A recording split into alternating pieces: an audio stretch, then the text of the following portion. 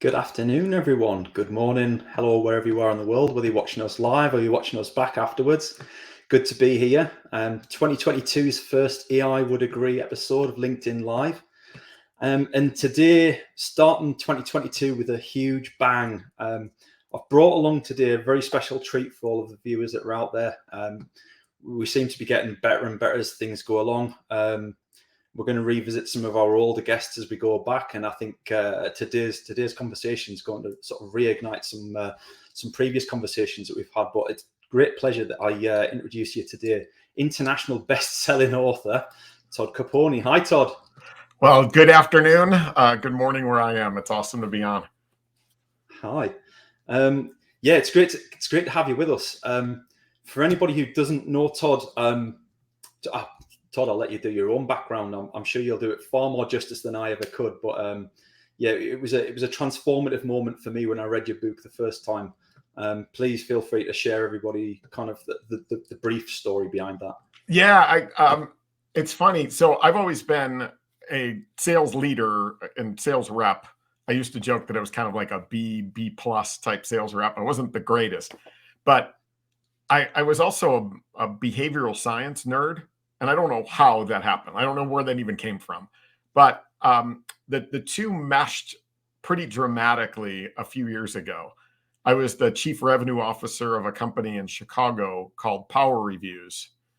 And you could probably guess from the name, we were in the reviews space, right? So we were helping retailers and brands collect and display ratings and reviews on their websites. We had done a research study at the time that looked at consumer behavior. Meaning when a website is acting as a salesperson, what happens? We get the data back. There was 3 data points that jumped out, 2 of which changed my life like could only happen to a nerd.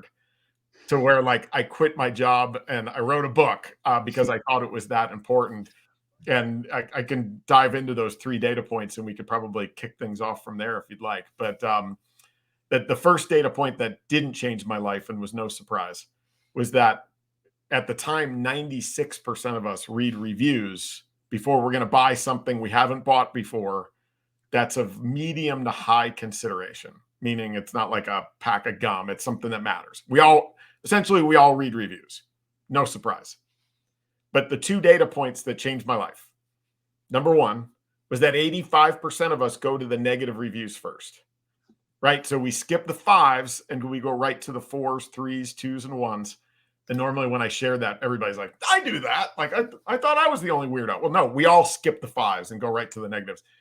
And then the last data point was this idea that on a 5-star scale, a product that has between a 4.2 and a 4.5 average star rating, that's optimal for purchase conversion.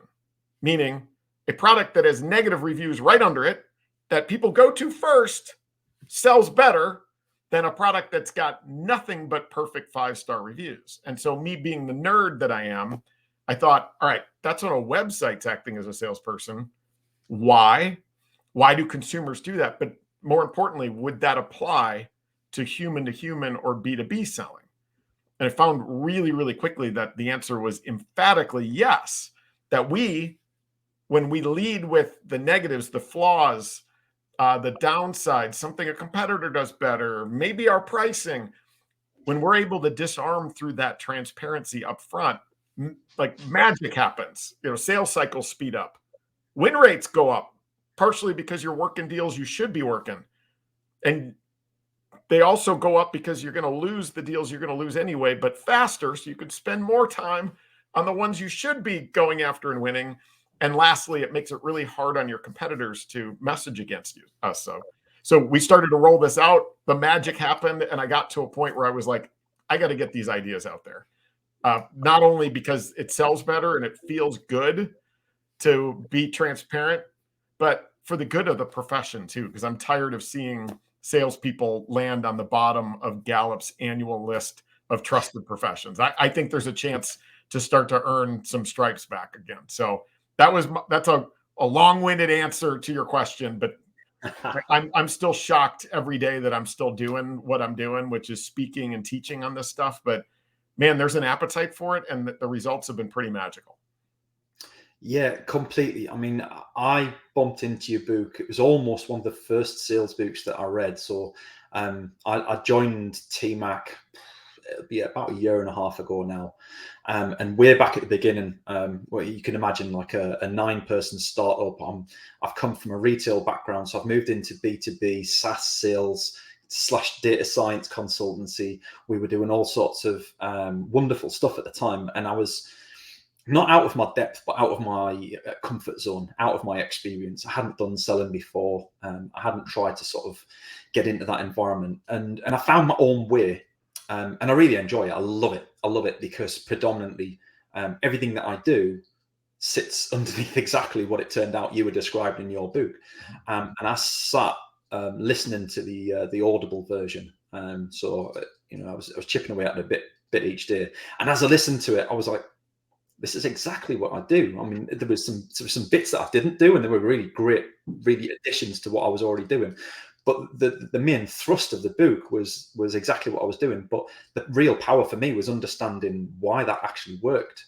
And the crazy stuff is that, like you say, you're a big fan of behavioral science, behavioral design, and we kind of use a lot of that in what we do. And probably one of my guests over the next 2-3 weeks is going to be Babs Crane, who does a lot of our behavioral design consultancy. So watch this space, Todd. You'll probably want to see that episode as well. But it really does mesh in together. When you start to understand the human psyche and what makes people tick, it's really, really powerful. And here we are, Todd, like, a year later. I think we reached out, probably spoke about this time last year. It wasn't too far behind that. And you've got your new book, The Transparent Sales Leader, in progress, almost finished, ready for this year. Yeah, hopefully it's in the spring. I mean, right now we're aiming for May, but that's taking a lot of these concepts and applying it to sales leadership. But more importantly, this new book is going to be a structure and a foundation for sales leadership. Like for any of you that have ever moved into sales leadership or desire to, for me, it was weird, right? Like I got promoted from being like in sales to all of a sudden, hey, Todd, you're running the team. And I'm like, awesome. Like I've always wanted to do that. But when you come from a sales world where you're used to having a process and a structure, and then you go into sales leadership is kind of like in that environment, there's no training. You're basically like a dog chasing a car down the street. Like every morning you wake up and go, what direction is the car going? And am I getting closer to it, or is it accelerating away? And so when I moved into sales leadership the first time, I created a simple structure for myself. And it was called the 5 F's of building revenue capacity. And then I've now added in all the behavioral science to that as to why it works. But I used it as my structure. And I want to share it and hopefully make sales leadership not only a great role that builds trust and drives people to run behind you, but improves performance in a dramatic way too. So that's what the second book will be. 1 part structure, 1 part nerdy. I love it. Yeah, it kind of resonates with, so we had a guest on the show, the very first guest that I had on, which we broke the internet with, Simon Norrie from Custarian. And one of his big tenets is that they do a lot of organizational transformation and organizational change management. And their sort of cornerstone foundation is that's built on your people. You've got to bring your people with you first and foremost, win their hearts and minds, and get their buy-in to it. And I think that's the beauty of what you're doing with the books, is that by adding that behavioral science into it, people now actually understand, not only do we do this process and this is the reason why, and here's how it works. And then when people understand that, it's really powerful. That's really powerful. And it takes all that sort of any questions and doubts that people had away. And actually now we can prove that it works because it's scientific, right? Yeah. And I'm I don't know if we talked about this, but I'm a huge sales history nerd. Yes. Like that's my other thing. Like that on the weekends, like when people are doing fun stuff, like I'm sitting reading, like this one's 1916 that I've got here, The Art and Science of Selling. Like I wish everybody could smell it because it smells like history. But I just totally dig that stuff. And it's amazing to look back 100 years and to see that, hey, listen, back then, sales was trusted, respected, even in some cases admired. And sales leadership was really in its infancy. Like sales has been around since the beginning of time, but sales leadership in its purest form, what we did today, was really founded about 120 years ago. And funny thing is, it was all remote, right? Like I look at LinkedIn today and its leaders who's like, how do I lead this team remotely? And like, oh, you know what? Look at history, right? And they did it right. They did it in a way that was uplifting and inspiring. You know, back then, you know, the old axiom that salespeople are coin operated. That's true if you're doing it wrong, right? But back then, they had to be coin operated because remember, you didn't have a 401k, you didn't have like a retirement plan, you didn't have long-term disability insurance. So if somehow you get mangled, like that's it, right? So you're hoarding cash back then. But it's just funny to look back and go, hey, listen, if we don't know history, we're doomed to repeat it, right? Like that's the old axiom. And so with all of this stuff, I'm trying to bring some history into it too, because there were some things that they got right that we got away from. And I think there's an opportunity to bring us back to, you know, some of the things that made sales foundationally a great place to be. So I think there's a good segue here into probably my core audience who are watching this. So there's a wide and varied audience watching this, everything from retail to contact centers and everything in between. Yeah. And I intentionally put this episode up as being around transparent customer experience. And everybody sat at home is probably, unless you're in the sales profession, you're sat at home now going, what's this got to do with customer experience, right? And I think the bit that you describe about sales is exactly that, right? If we can sort of edge into your description of what sales is and how everyone's a salesperson, that really meshes quite nicely with the whole customer experience angle. And I do think there's a lot for other industries to learn from that. Yes, we talk about transparent sales, but actually there's a much wider learning to be had here. Well, yeah. And so if you'll allow me, I have a rant that I like to go on about customer experience because it's funny to me. This was a couple of months ago.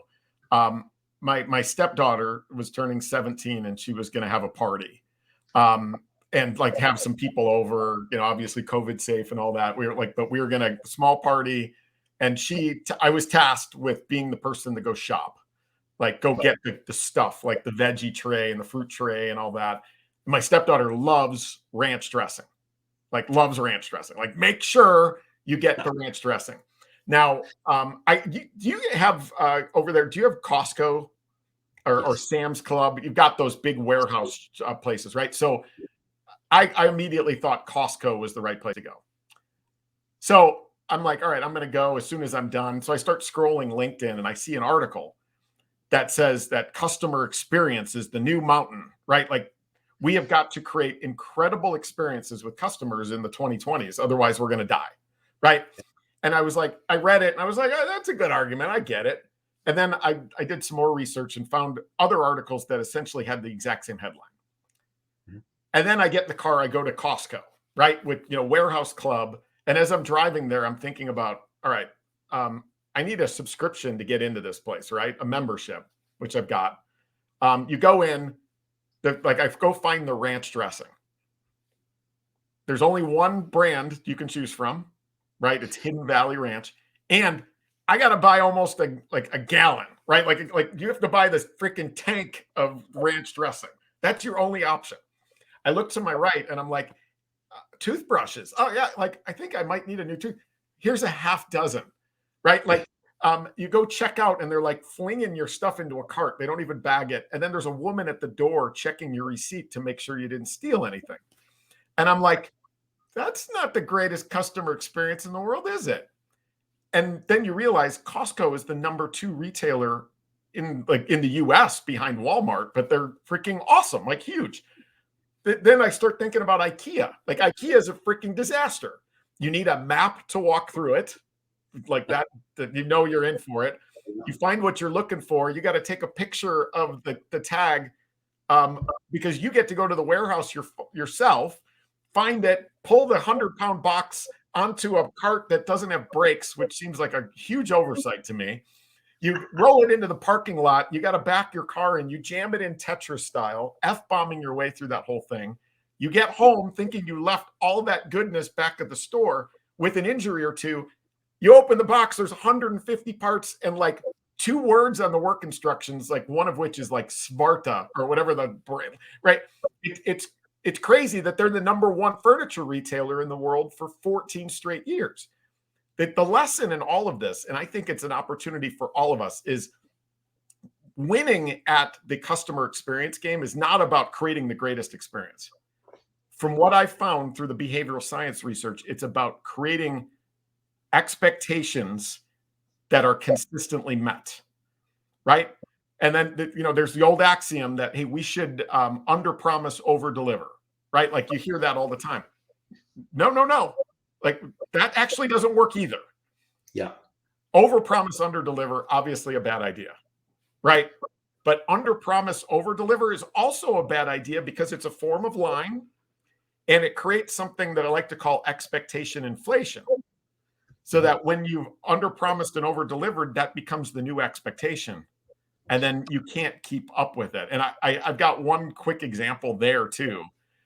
Going to this point where I think we in the B2B world and even the B2C world, the B2C companies that win are the ones that create great expectations and consistently meet them, right? Not the greatest experiences, but like, here's my example of the under promise, over deliver failing.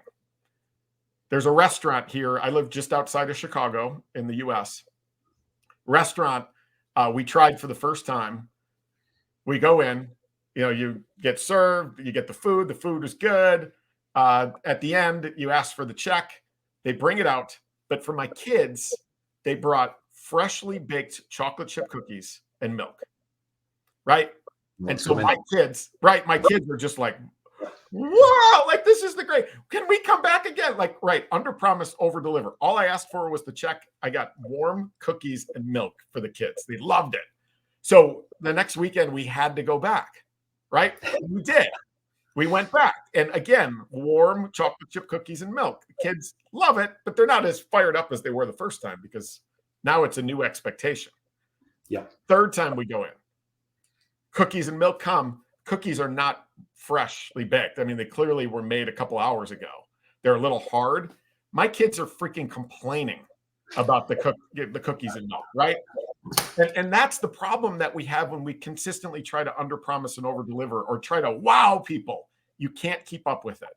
And so my advice to everybody is to use transparency to embrace what you give up to be great at your core. IKEA says you're going to find it, pick it, pack it, jam it, assemble it, and we're going to give you modern Scandinavian design furniture you didn't pay much for. Costco, same thing. You're going to need a membership. You're going to get limited brand selection. You're going to buy in bulk, and we're going to check you to make sure you're not stealing stuff, but you're going to get great prices and great values and be able to find everything really, really easily. I think each one of our companies has got that opportunity to do that, to say, hey, listen, here's what we're great at. Here's what we're not. And when that expectation is consistently met, that's how people keep coming back. They keep buying more and they become advocates. Costco's renewal rate on their subscriptions, their memberships, is up over 96%. Like, wouldn't you want that in your business? Absolutely. And it sucks, right? So like, that's my rant on customer experience is we just create accurate expectations. Don't try to be the greatest customer experience company in the world because that's not sustainable. Yeah, it's like, again, really resonates with where we sit within the market, where I sit within the marketplace. And it's something that we talk about with our, prospects, leads, and customers and partners is, we do technology, we do it for contact centers. Contact center technology is notoriously analytical. It's designed by analysts for analysts. You've almost got to be a data scientist to be able to use it.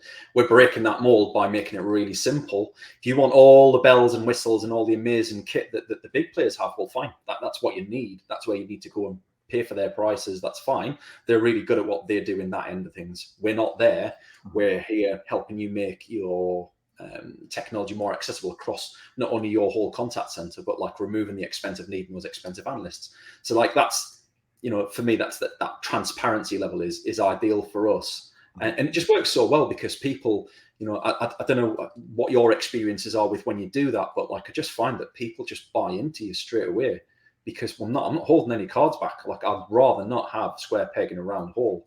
But to your point, around customer experience, exactly that. If I know what I'm going to get when I go somewhere, how can I be disappointed if they deliver exactly what I expected them to? Exactly. It pre-qualifies people coming into you too. I just think there's an opportunity for companies to brand that.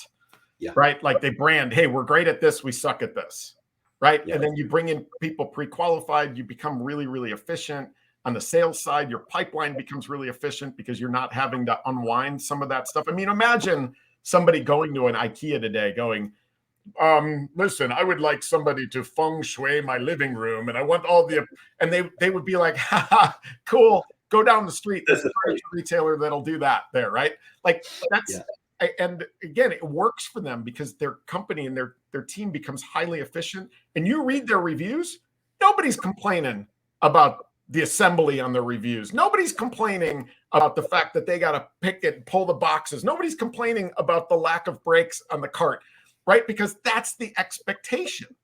And I just think, again, they've branded it, they've owned it, they laugh about it, right? You look at their billboards show a woman with a shopping cart and this giant bottle of mayonnaise in it, right? Like gigantic. And she's just like, that they're advertising it. Like, why can't you do that? Yeah. I think it's a huge opportunity that everybody's trying to create the greatest experience, but I think that serves nobody.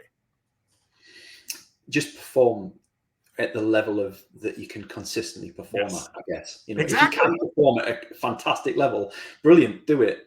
You know, companies like Apple do that really well. Like the customer experience is amazing, but you expect that standard. You're right, and the moment that drops, the complaints come thick and fast. Yeah. By the way, I just went to it. Laughable. Oh, right. You know, I walked into the store and I had to wait 3 minutes for somebody to come and approach me. Yeah. The only thing I can complain about is I just went 2 weeks ago, and the place where they have you sit and wait, the booths are so hard and uncomfortable. I'm like, gosh, you guys nailed everything else, and then you have me sitting on a box, right? But I mean, but you're right. It's like you go in there and you're just like, wow, this is magic. There's somebody at the door taking care of me. But again, not everybody can do that. And that's part of how Apple has branded themselves. Like, we want to be cutting edge on everything. I think for the majority of companies, and again, look down the list of the most successful companies in the world. They're the ones that do this best, that stop spinning their wheels, pretending to be something that they're not, having to explain, make excuses. No, set proper expectations and consistently meet them. Yeah, and I guess there's a data part in that there, as like you kind of referred to at the beginning around, you know, your time at Power Reviews and the research that went into that. And I think that's really important, is that you've got to be measuring what matters to the business. You've got to have that underpinning scientific principle to say, here's how we measure our experience. Here's how we know if it's being consistently delivered. Yes. I think where you get a problem with a lot of businesses is that they set the customer experience expectations and then they lack the measures to be able to back that up.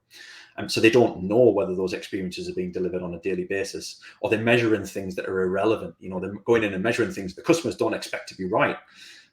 It's like kind of going into IKEA and asking, you know, well, how many people have complained about brakes on the trolleys today? Right. Oh, well, we must be doing amazingly then. Well, brilliant. Exactly. Well, yeah, I think there's two things to think about there too, from a sales perspective in the B2B world.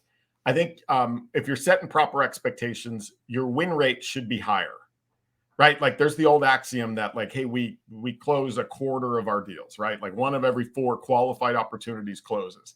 And then all of a sudden the leaders are hammering the reps with, you don't have enough pipeline load. Your pipeline should be 4x your quota at all times.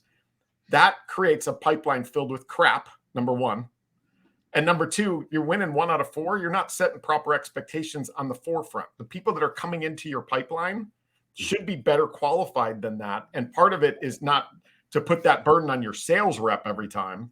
That part of that is in your company branding and expectation setting so that people come in the right way, right? So like that, I think that's a big one. And then the data point number 2 is to look at time to loss. Yeah. What I mean by that is when you look at the deals you lose, how long is it taking you to lose them?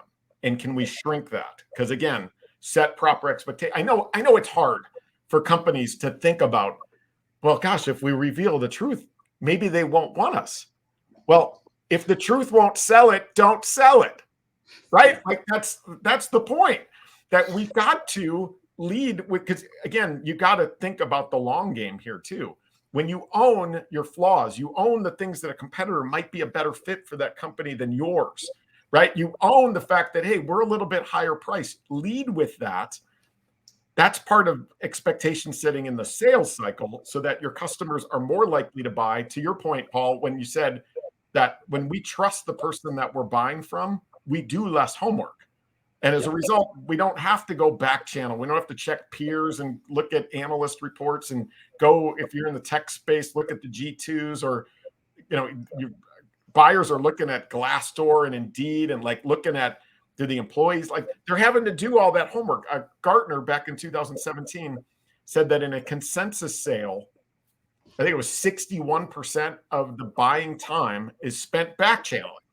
And it's because reps are presenting their solutions and companies are presenting their solutions as perfect, right? We're 5-star, and that drives buyers to go do the homework, lengthen sales cycles, lowers win rates.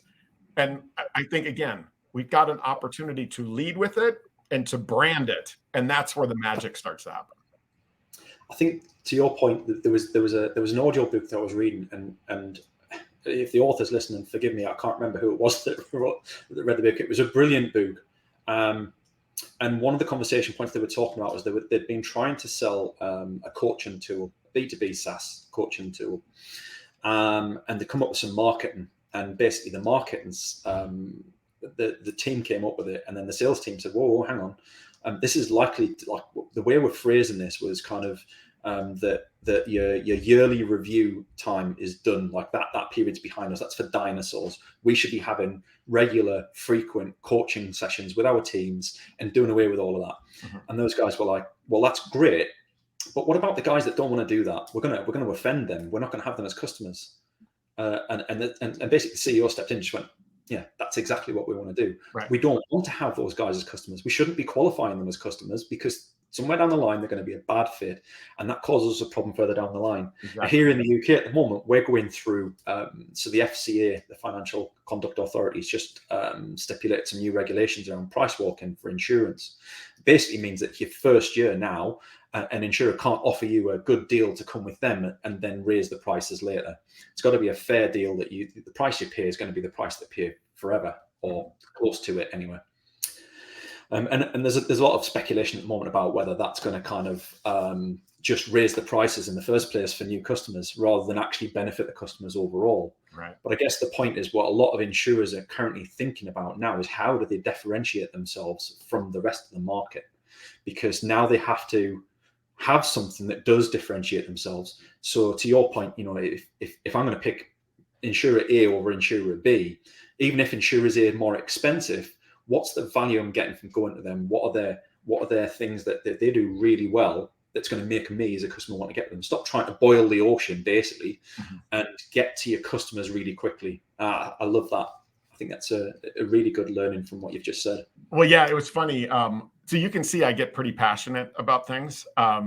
It's hard to, and so in that last company, I had a great relationship with the other senior executives, right? My CFO and we started yelling at each other, but when I yell like this, like with a smile on my face.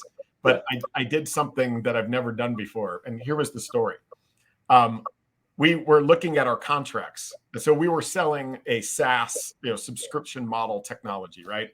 And he was saying, hey, listen, we need to bake into all of our contracts an automatic 5% price increase at renewal time every year.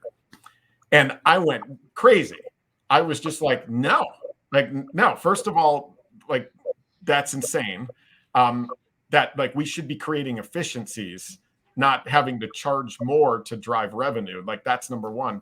But number two is, if we consistently set proper expectations and meet them and create these accurate experiences for customers, they're going to want to stay. So we won't have to sell them on it, right? That's an efficiency measure. They're going to want to buy more, right? Which is an efficiency measure versus us taking 5% just automatically. And they're probably going to want to be advocates for us, which is going to bring more people to us. Instead of forcing a 5% price increase on it, let's earn it, but we don't earn it through raising the price. We earn it by creating these experiences where customers want to stay, want to buy more, and want to advocate. We start yelling at each other. And I literally, I've never done this before, but during the meeting, we had 2 other executives in the room. I got up, and as I'm yelling at him, I kicked the back of his chair. And like the other 2 are looking at me like, but we're like laughing, arguing with each other. And I won, but the point being that, like, listen, these auto price increases, I just think we're in an era where we got to earn that. And by doing all of this stuff, we keep costs down instead of trying to raise revenue by creating those accurate expectations and consistently meeting them. And, you know, we then end up with a situation where those customers stay without much effort. They buy more without much effort, and they advocate without much effort. And that's what we're trying to do. It's fantastic. Some great stories, Todd. We're at the end of the 30 minutes, so I'm gonna wrap it up there. But just a reminder to everybody that Todd's new book's hopefully coming out around about May, June time. And Transparent Sales Leader, his other book, the Transparency Sales. Sorry, Todd, is on Audible. It's on Amazon. It's a really good read. It's not a long read. It's really interesting, and I would heartily recommend it to anybody out there who's curious. Brilliant. Thanks very much for your time, Todd. Any last words for everybody before you go? Hey, if the truth won't sell it, don't sell it. That's my favorite line. I found that in a 1919 book by the author. The author is Arthur Dunn. So I just love that one. But thanks for having me on. Thanks for, I always love having an outlet for my rants. It's great. We'll have you back again sometime. Thanks. Awesome. Thanks, See you later. Bye-bye.